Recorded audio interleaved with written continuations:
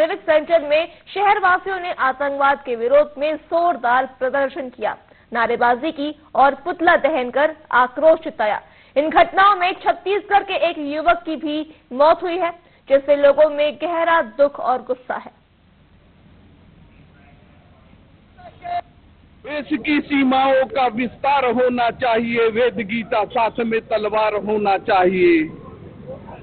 आज वो खेलते हैं देश के संविधान से, उनका नरसंहार होना चाहिए। हिंदुस्तान के सभी हिंदुओं से यही आह्वान है कि ऐसी संकट की घड़ी में हम सबको संगठित होकर ऐसी दुराचारी ताकतों का मुंहतोड़ जवाब दिया जाए। लोग अपने परिवार के साथ घूमने गए थे, 69 सैलानियों के ऊपर यह आतंकवादियों ने क्रूर हमला किया।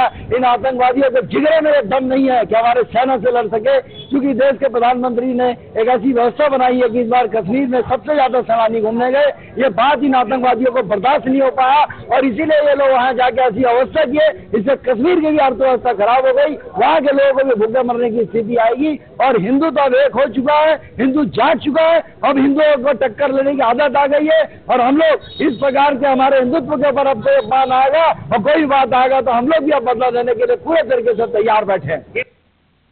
मैं तो कहती हूँ जिसने जैसा किया उस पर हमको वैसे ही वार करना चाहिए, क्योंकि वह जब हमारी सिधाई को वो नहीं समझ रहे हैं तो हमको उनकी ही भाषा में हमको बात करना पड़ेगा और हम सभी हिंदुओं को एक होना पड़ेगा।